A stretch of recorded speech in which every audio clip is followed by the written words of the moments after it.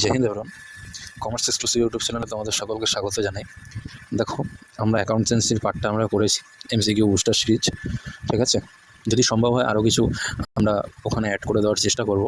এবং আমরা GST booster series করেছি, কেননা জিএসটি রিলেটেড কিছু কোয়েশ্চেন্স আমাদের অ্যাকাউন্টেন্সিতে আসার একটা প্রবল সম্ভাবনা আছে। এবার আমরা নিয়ে এসেছি কস্টিং অ্যান্ড ট্যাক্সেশন সিরিজ, যেখানে তোমাদের কস্টিং অ্যান্ড ট্যাক্সেশন বিষয়ের গুরুত্বপূর্ণ এমসিকিউ এবং গুরুত্বপূর্ণ প্যাটার্নগুলো তোমাদেরকে করানো হবে। দেখো, কোয়েশ্চেন কখনো হুবহু আসে না, প্যাটার্নটা আসে কিন্তু।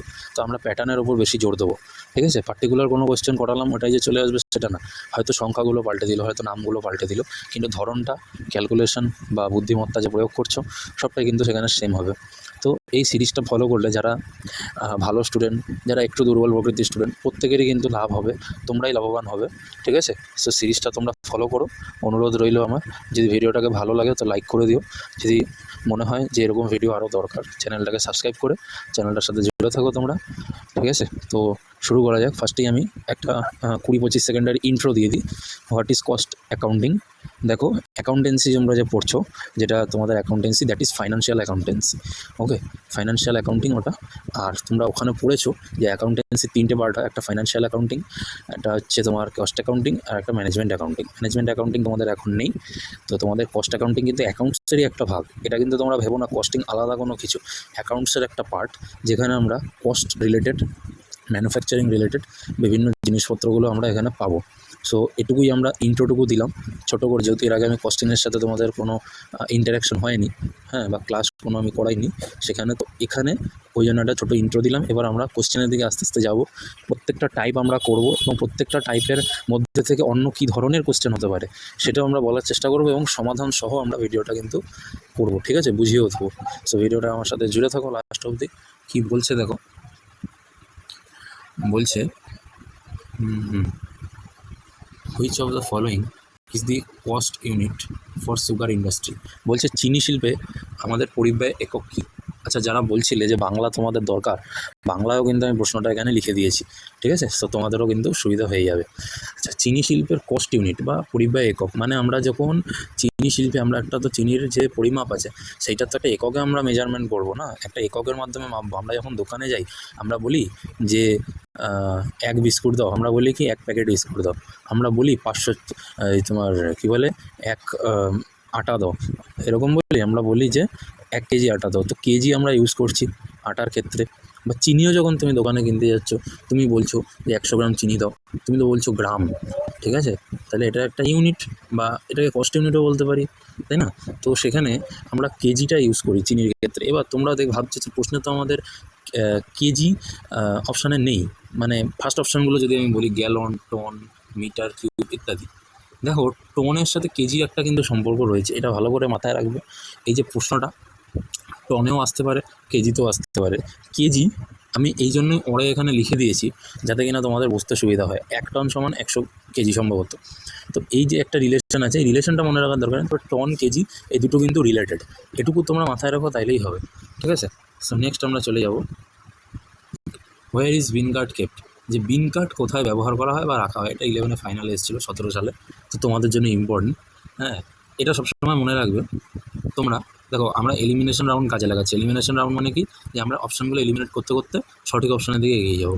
সেলস ডিপার্টমেন্টে হয় না, পারচেস ডিপার্টমেন্টে বিন কার্ড রাখা হয় না।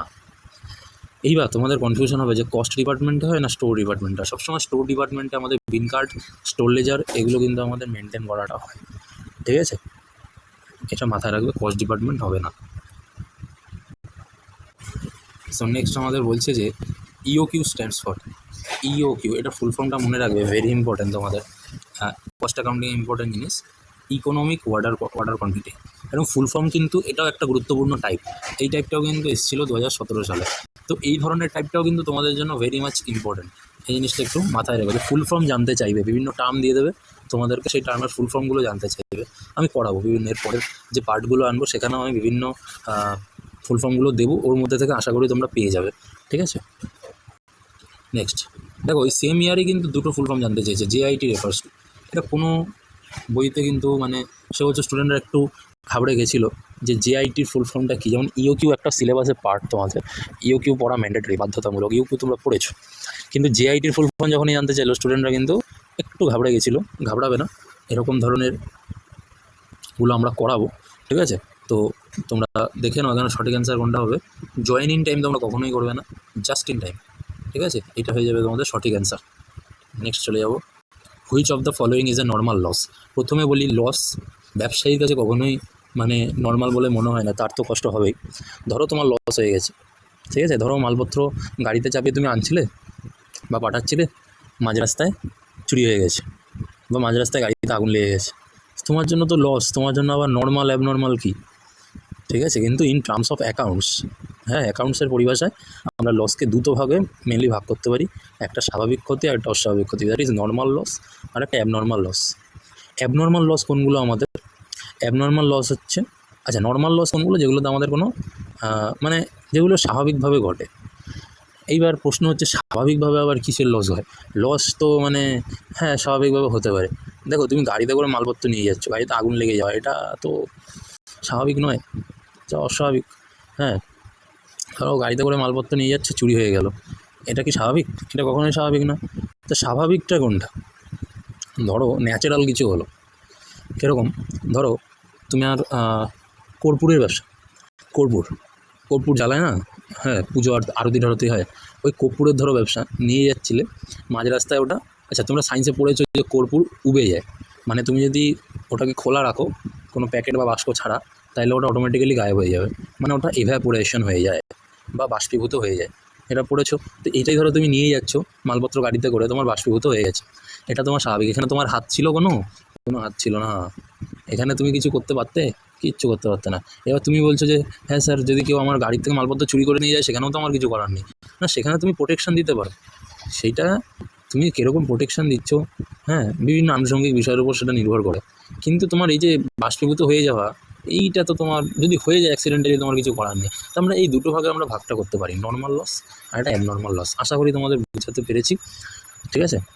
তো এখানে আমাদের নর্মাল লসের উদাহরণ চেয়েছে। দেখো অ্যাক্সিডেন্টাল লস তো হবে না, দুর্ঘটনাজনিত, আমি আগেই বললাম। লস ডিউ টু এভাপোরেশন, এটা নর্মাল লস হবে। আরও দুটো দেখে নিই, কাঁচামালের চুরি, এটা অ্যাবনর্মাল লস। তো তোমাদের কিন্তু এমসিকিউতে এটা ধরো 17তে এসেছিল নর্মাল লস বলে, এবার তোমাদেরকে এবছর অ্যাবনর্মাল লসের উদাহরণও জানতে চাইতে পারে। তো এখানে দেখো যে দুটো ক্রস করেছি, এই দুটো অ্যাবনর্মাল লসের উদাহরণ, মনে রাখো একটু, ঠিক আছে? এগুলোর মধ্যে দিয়ে চলে আসতে পারে। তো নেক্সট আমরা চলে যাব, the time of preparation of report of cost accounting is. বলছে আমাদের কস্ট অ্যাকাউন্টিংয়ের যে রিপোর্ট, এটা কোন টাইমে প্রিপারেশন করা হয়? ফাইনালে এসেছিলো এটা 2017তে। দেখো অনেকে বলবে যে আমরা অ্যাকাউন্টস করেছি, আমরা দেখেছি বছরের শেষে ট্রানজ্যাকশানগুলো আমরা রেকর্ড করছি। অনেকে বলবে না, আমরা দেখি ব্যাঙ্কগুলোতে কোয়ার্টারলি আমাদের রিপোর্ট প্রকাশ করা হয়, যদিও ব্যাঙ্কে কস্ট অ্যাকাউন্টিংয়ের সাথে কোনো নেই, ওখানে মেনলি ফিনান্সিয়াল অ্যান্ড ম্যানেজমেন্টের বিষয়টাই হয়, কেননা ব্যাঙ্ক তো কিছু তোমাকে প্রডিউস করে তোমাকে বিক্রি করছে না, ফলে সেখানে কস্ট অ্যাকাউন্টিংয়ের ব্যাপার নেই। কিন্তু আমি বলছি যে রিপোর্ট তৈরি যেটা হয়, সেটা তোমার কোয়ার্টারলি হতে পারে। কোয়ার্টারলি মানে প্রতি 3 মাস পর পর, বছরে 4টে কোয়ার্টার হয়, হ্যাঁ। তো হাফ ইয়ারলি হতে পারে, হ্যাঁ, 6 মাস পর, হ্যাঁ। আর একটা হতে পারে অ্যানুয়ালি, প্রত্যেক বছর শেষে রিপোর্ট তৈরি হবে। তো এখানে আমরা দেখতে পাচ্ছি অপশান হিসেবে সবই হবে, কিন্তু আমাকে যদি ম্যানেজমেন্ট বলে আমাকে 1 সপ্তাহ পরে আমাকে রিপোর্ট তৈরি করে দাও, আমাকে দিতে হবে। As an accountant I am liable to prepare reports of cost accounting when ever manager কলস আপন টু ডু সো। ম্যানেজার যখন বলবেন তখন আমাকে করতে হবে। তো অপশান হিসেবে দেখি কী আছে, on the basis of direction of management, management যেরকম বলবো ওরকম করতে হবে, এটা ভালো করে মনে রাখো, ঠিক আছে? Cost centre is, cost centre বা পরিব্যয় কেন্দ্র কি? পরিব্যয় কেন্দ্র মানে শুধুমাত্র উৎপাদন কেন্দ্রকে বোঝাবে না, অবশ্যই উৎপাদন কেন্দ্র, সেবা কেন্দ্রকেও সাথে সাথে বোঝাবে। সেবা সংক্রান্ত কার্যাবলী, সেবা তো উৎপাদন করা যায় না, সেবা সংক্রান্ত কার্যাবলী, সার্ভিস প্রোভাইড করা যায়, সেইটাও আমাদের কস্ট সেন্টারের আন্ডারে আসবে। Any type of function related to cost accounting, সেটাও কিন্তু আমাদের কস্ট সেন্টারের আন্ডারে আসবে। তো অপশান হিসেবে আমাদের অল অফ দিস সবকটি হয়ে যাবে। Next, if production is increased or decreased by 1 unit, the change in total cost is called, এটা ভেরি ইম্পর্টেন্ট। হ্যাঁ, দেখো প্রোডাকশান যদি ইনক্রিজ বা ডিক্রিজ হয়, আমার উৎপাদন করছি আমি ধরো কারখানায়, সেটা আমি বৃদ্ধি করলাম বা হ্রাস করে দিলাম বা কমিয়ে দিলাম, বাই 1 ইউনিট, 1 ইউনিট আমি প্রোডাকশান কমিয়ে দিলাম। ধরো আমি একটা তোমাদেরকে এক্সাম্পল দেওয়ার চেষ্টা করছি, তোমাদেরকে।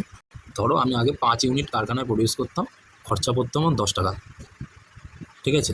এখন আমি 1 ইউনিট ধরো কম প্রডিউস করছি, আমার ধরো খরচ পড়ছে 8 টাকা।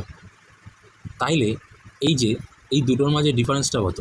এই যে টাকার অঙ্কটা দেখবে, 1 ইউনিট কমলো না, এখানে কয় ইউনিট কমলো? 1 ইউনিট কমলো। মানে ডিক্রিজ হলো, তার জন্য আমার চেঞ্জ কত হলো টাকায়, 2 টাকা চেঞ্জ হলো, কত হলো 2 টাকা কমে গেল আমার। তাইলে এই জিনিসটাকে কি বলছে সেইটাই আমাদের জানতে চাইছে। এটাকে বলা হয় মার্জিনাল কস্ট, ঠিক আছে, এটাকে বলা হয় মার্জিনাল কস্ট। তাইলে কোয়েশ্চেনের মধ্যে আমাদের কোথায় বলেছে মার্জিনাল কস্ট, মার্জিনাল কস্ট বলেছে অপশন নম্বর বিতে, মার্জিনাল কস্ট অ্যান্সার হয়ে যাবে। Next, overhead cost added with prime cost will be. তোমরা কস্টশিট যখন পড়বে বা যারা করেছো সেখানে তোমরা দেখবে আমাদের প্রথমে র ম্যাটেরিয়াল, হ্যাঁ, ওয়েজেস, ডিরেক্ট এক্সপেন্স, এগুলো যোগ করলে আমাদের প্রাইম কস্ট বেরোয়, অর্থাৎ মুখ্য ব্যয়। একটা জিনিস তৈরি করতে আমাদের মুখ্য কী কী ব্যয় হয়, মানে প্রধান কী কী খরচাপাতি আমাদের হয় সেইটা, এবং তার সাথে আরও কিছু ওভারহেড থাকে। মানে শুধু তো আমাকে প্রোডাকশন করলেই হবে না, আমাকে অফিসের ভাড়া দিতে হবে, ফ্যাক্টরির আমার কিছু খরচা আছে, আমার যে সেল করবো তার জন্য সেলসম্যানকে কিছু খরচা দিতে হবে। এই সমস্তগুলো ওভারহেডের আন্ডারে পড়ে। এগুলো তোমরা করবে বা আমি করাবো তোমাদেরকে এই চ্যানেলের মাধ্যমে। তখন দেখবে এই ওভারহেডগুলো আমাদের প্রাইম কস্টের সাথে যোগ হয়, তারপরে গিয়ে আমরা পাই টোটাল কস্ট। তাহলে আমরা কী পাই, প্রাইম কস্টের সাথে ওভারহেডগুলো যোগ করে দিলে টোটাল কস্ট বা মোট ব্যয়। নেক্সট আমাদের বলছে if profit on cost is 25% then profit on sale will be. আমাদের কস্টের ওপর 25% যদি আমরা প্রফিট করি তাহলে সেল প্রাইসের ওপর আমরা কত প্রফিট করব। দেখো আমরা সিম্পলি বলছি, সিম্পলি আমরা বোঝানোর চেষ্টা করছি। তোমাদের ক্যালকুলেটর ছাড়া বলেছে না পরীক্ষায় অংশগ্রহণ করতে, দেখো আমি ক্যালকুলেটর ছাড়াই করাবো। দেখো এখানে আমরা যদি ধরে নিই আমাদের কস্ট প্রাইস হচ্ছে আমাদের 100 টাকা, আমাদের প্রশ্ন বলে যে কস্ট প্রাইসের ওপর আমরা 25% প্রফিট করছি, তাহলে 125% মানে হচ্ছে 25 টাকা, ঠিক আছে। তাহলে আমাদের প্রফিট কত হচ্ছে, প্রফিট হচ্ছে 25 টাকা। তাহলে আমাদের সেলস প্রাইস কত হচ্ছে, সেলস প্রাইস হচ্ছে আমাদের 125, কেননা কস্টের সাথে আমরা প্রফিটটাকে অ্যাড করে দেবো। তাহলে আমাদের 125 টাকা আমাদের সেলস প্রাইস হয়ে যাচ্ছে। এইবার তাহলে আমাকে প্রশ্ন জানতেটা কী চেয়েছে যে আমাদের সেলস প্রাইসের ওপর বা সেলের ওপর প্রফিটের পার্সেন্টেজ কত হবে, সেলের ওপর প্রফিটের পার্সেন্টেজ কত হবে। দেখো বোঝানোর চেষ্টাটা করি। আমাদের এক সেকেন্ড, তাহলে মুছে দিই। হ্যাঁ, কী বলছিলাম, প্রফিটটা তোমাদের হচ্ছে 25, কতর ওপর, সেলস ভ্যালু কত 125, সেলস ভ্যালু 125, তাহলে ইন্টু আমরা কত করে দেবো, ইন্টু আমরা করে দেবো 100 যদি করে দিই আমরা, তাহলে আমাদের এখানে 25 দিয়ে 125কে কাটবো 5 হবে, 5 দিয়ে 100কে কাটলে আমাদের হবে হচ্ছে 20। তার মানে অ্যান্সার আমাদের হয়ে যাবে হচ্ছে 20%। 20% কোথায় আছে, 20% হচ্ছে অপশান নাম্বার সিতে।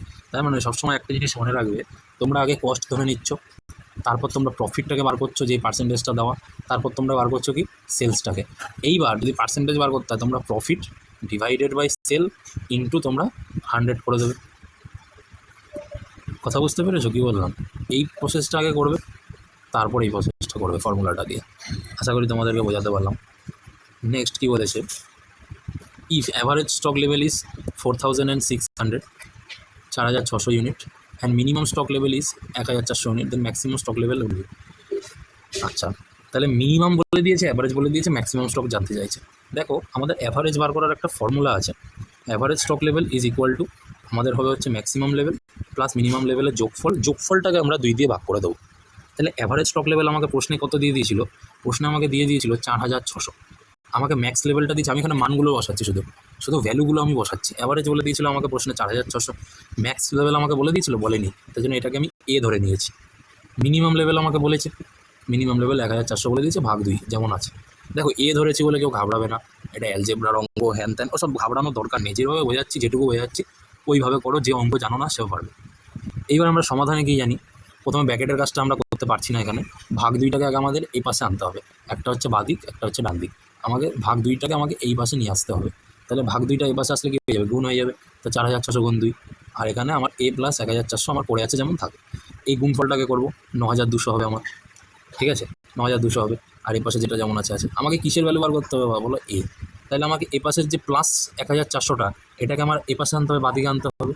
তাহলে 1400টাকে যদি বাদিকে আনি তাহলে হয়ে যাবে মাইনাস 1400। দেখো 9200 মাইনাস 1400। এবার তোমরা ভাবছো যে আপনি তো বললেন বাদিকে আনার কথা, আপনি তাহলে ডান দিকে আনলেন কেন। দেখো আমি এটাকে বাদিকে নিয়ে এসেছি, এই সিরিজটাকে আমি ডান দিকে নিয়ে এসেছি, এরকম করতে পারো। বা তুমি নর্মাল 9200 মাইনাস 1400 ইকুয়াল টু এ সেটাও লিখতে পারো। আমি ঘুরিয়ে লিখেছি, কোনো ব্যাপার না। মোট কথা হচ্ছে 9200-র সাথে 1400টা আমার যাবে। এবার আমার 1400টা যা সাইন ছিল তার উল্টো দিকে যাবে, উল্টো দিকে যাচ্ছে বলে উল্টো হয়ে যাবে, প্লাসের উল্টো কি মাইনাস। ব্যাস সিম্পল। এবার 9200 থেকে 1400 বাদ দিয়ে দিলে আমার 7800। তো আমার অপশানে কোথায় আছে? 7800 আমার অপশানে আছে হচ্ছে বি নম্বরে। বি নম্বর দাগাবে চলে আসবে পরীক্ষায়। এটা ফাইনাল এসেছিলো এবং এই টাইপটা কিন্তু আমি বলছি ভেরি ইম্পর্টেন্ট, স্টার করে রাখো, এরকম কিন্তু দেখা পাবে। আচ্ছা, নেক্সট হচ্ছে the expense which is not included in selling and distribution overhead. দেখো এবার বলি, আমাদের যখন কস্ট শিট বা পরিব্যয়পত্র তোমরা পড়বে, ওখানে একটা ওভারহেড পাবে সেলিং অ্যান্ড ডিস্ট্রিবিউশন ওভারহেড। মানে তোমার সেল সংক্রান্ত একটা প্রোডাক্ট তো তুমি তৈরি করছো, আরে তৈরি করে তো তুমি রাখবে না ওটা নিজের কাছে, তুমি তো সেল করার জন্যই তৈরি করছো। সেই সেল এবং ডিস্ট্রিবিউশন, অর্থাৎ জিনিসপত্রটাকে পাবলিকের কাছে অবধি পৌঁছে দেওয়া, যে খরচাগুলো হয় সেগুলোকে আমরা সেলিং অ্যান্ড ডিস্ট্রিবিউশন ওভারহেডের আন্ডারে আমরা ফেলি। এবার এই সেলিং অ্যান্ড ডিস্ট্রিবিউশন ওভারহেডের আন্ডারে হুইচ ইজ নট ইনক্লুডেড, মানে কোনটা ইনক্লুডেড নয় সেইটা আমাদের কাছে জানতে চেয়েছে। তার মানে আমাকে দেখতে হবে কোন এক্সপেন্সগুলো আমার সেলিং সংক্রান্ত নয় বা ডিস্ট্রিবিউশন সংক্রান্ত নয়। সেলসম্যানের কমিশন আমাদের সেলিং সংক্রান্ত একটা খরচ। গোডাউন রেন্ট অবশ্যই, আমাকে সেল করতে গেলে মালপত্রটা আমাকে গোডাউনে রাখতে হবে। ডেপ্রিসিয়েশন আমরা মেশিনারির ক্ষেত্রে দেখেছি অ্যাকাউন্টিংয়ে হয়, ঠিক আছে। অ্যাকাউন্টিং আমরা দেখেছি ডেপ্রিসিয়েশনটা মেশিনারির ক্ষেত্রে হয়। এখানে আমরা সেলের সাথে মেশিনারির কোনো সম্পর্ক নেই, ওটা প্রোডাকশনের সাথে আছে, ফ্যাক্টরির সাথে আছে, সেগুলো ওইখানকার, সেটা এখানে নয়। তার মানে হুইচ ইজ নট যখন বলেছে, তার মানে কোয়েশ্চেন অনুযায়ী এটা আমার সঠিক অ্যান্সার হয়ে যাবে, কারণ ডেপ্রিসিয়েশন সেলিং অ্যান্ড ডিস্ট্রিবিউশন ওভারহেডের আন্ডারে পড়ে না। অ্যাডভার্টাইজমেন্ট এক্সপেন্স কিন্তু সেলিংয়ের আন্ডারে পড়ে, সেল করতে গেলে অ্যাডভার্টাইজমেন্ট করতে হবে, সিম্পল এটা। সো আমাদের এখানেই শেষ হলো। হ্যাঁ, কোয়েশ্চেনগুলো ভেরি ইম্পর্ট্যান্ট, যেটা বুঝতে পারোনি ভিডিওটাকে তোমরা আবার রিওয়াইন্ড করে তোমরা দেখে নাও, ঠিক আছে। তো নেক্সট পার্ট যদি তোমাদের দেখতে হয়, চ্যানেলটাকে সাবস্ক্রাইব করে রাখো, বেল আইকনটাকে প্রেস করে রাখো, কেননা দেখো পরীক্ষা হয়ে গেলে এগুলো দেখে কোনো লাভ নেই। পরীক্ষার আগে আমরা পুরোটা কমপ্লিট করে দেবো। তোমাদের 13 তারিখ থেকে পরীক্ষা শুরু, আমরা উইদিন 12 সেপ্টেম্বর 2024 আমরা কমপ্লিট করে দেবো কস্টিং ট্যাক্সেশন সিরিজটাও। এবং যদি মনে হয় যে অ্যাকাউন্টসেরও কিছু ইম্পর্টেন্ট জিনিস দেওয়া বাকি, সেটাও আমরা টাইম টু টাইম প্রোভাইড করে দেবো। শুধু চ্যানেলটার সাথে জুড়ে থাকো, এনাফ কন্টেন্ট প্রোভাইড করা হচ্ছে, এগুলো করে গেলে পরীক্ষার জন্য এনাফ, তোমাদের পরীক্ষায় 40-এ 40 পাওয়ার জন্য এনাফ, ঠিক আছে। তো থ্যাংক ইউ সো মাচ, জয় হিন্দ।